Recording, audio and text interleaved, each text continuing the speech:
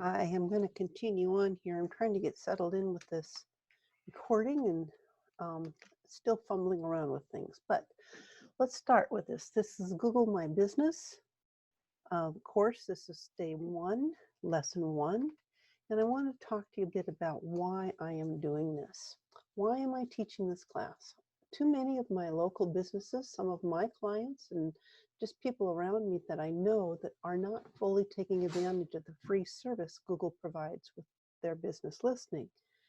I want to make sure you have the chance to get yours fully optimized. Bottom line, having your business in the Google Maps search means more clients for your customers, more clients or customers, which equals more money for you. It's free. You get to manage how your business shows up in searches and on the maps.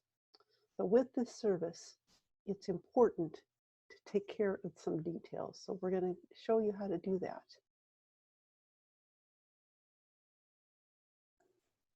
Lesson 1 will cover the first 5 steps. If you already have a business listing, today will be an easy one for you. And if you already have a listing, much of what I will be telling you today will already be completed. Hopefully, I can help you with some tips that'll help you optimize it. To get started, you need to know that you have to have a Google or a Gmail account. And you get to associate that one with your business if you want to. If you don't have a Gmail account, open one. They're free.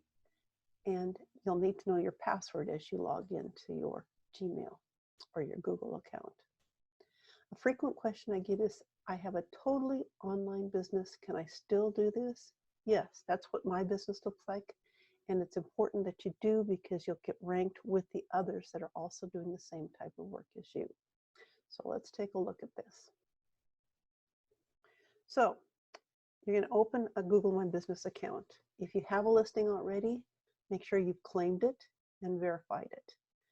We're going to cover those in a bit for those of you that are just starting out. If you don't claim it, another business with a similar name might be able to do so. You want to make sure and protect yourself. So you're going to log into Google My Business, the website, using your Gmail email address. You're going to visit www.google.com/business, or you can go directly into the Google search and type in Google My Business. It'll be the first result you see because that's Google and that's their search engine. So if you've already claimed your business, you will see different results than I go through below.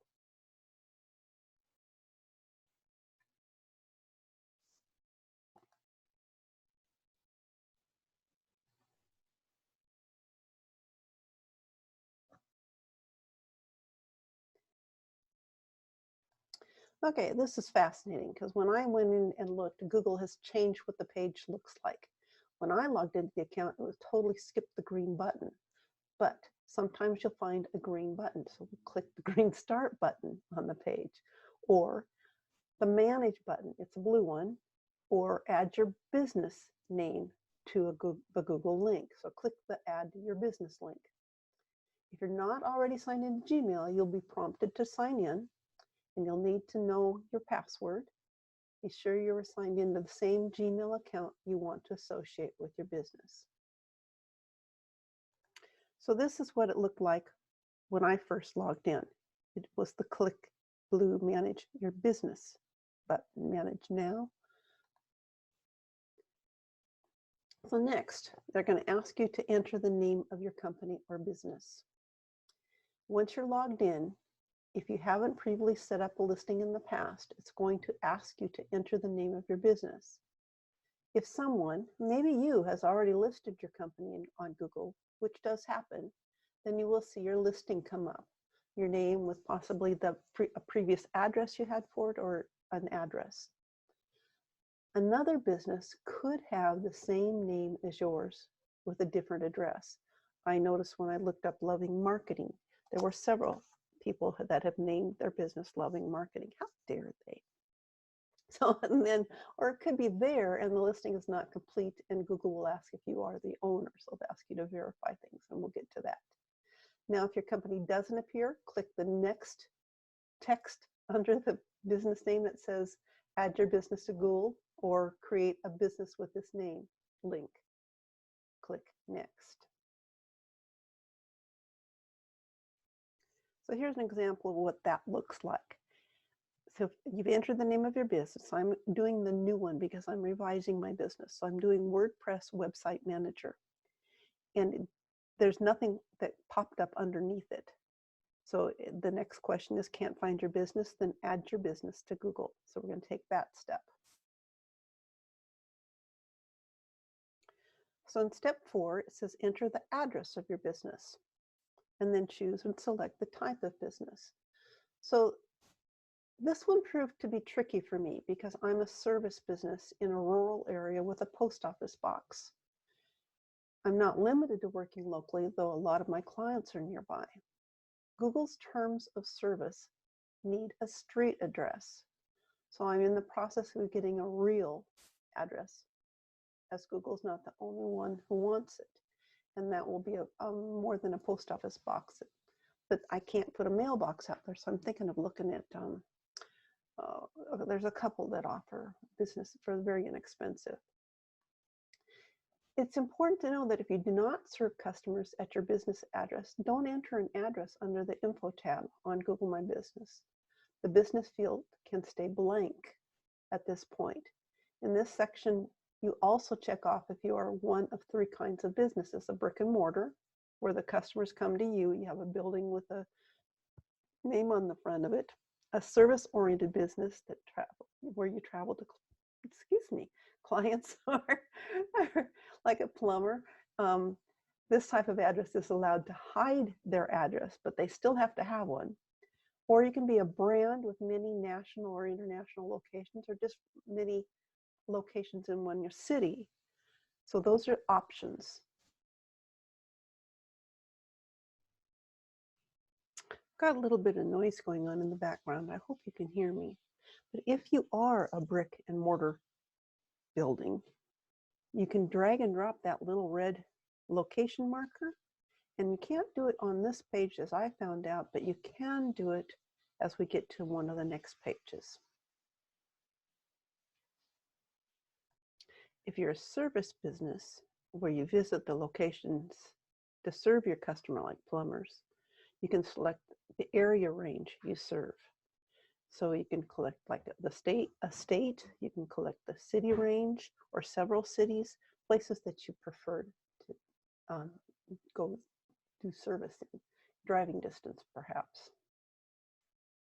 Now step 5 might choose to be a bit tricky.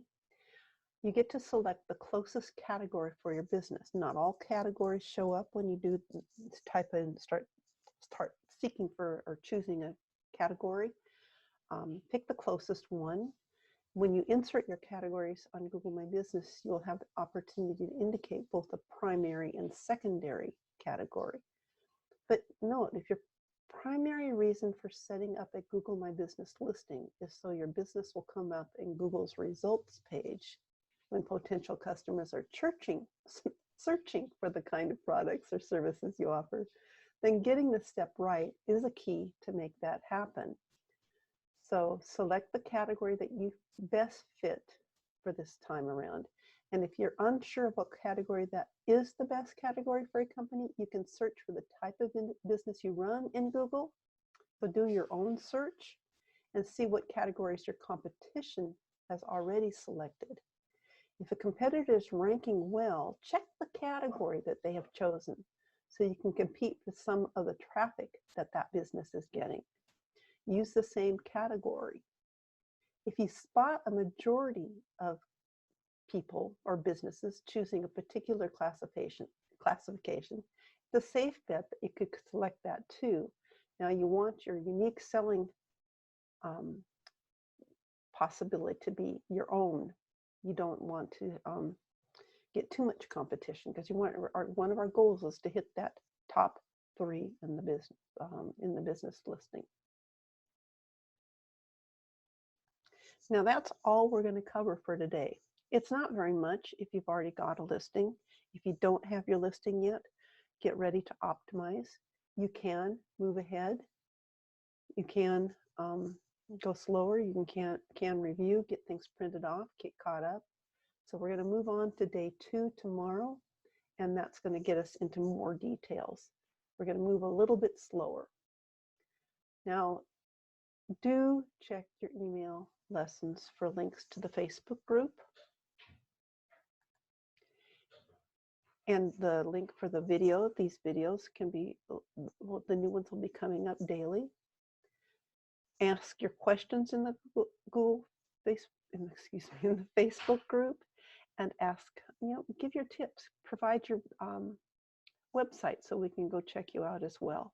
Sometimes when you are logged into Google and you've used a search for your particular business frequently, Google's going to start automatically anticipating that that's what you're going to be looking for. So do log out periodically and then do a search and see where you land.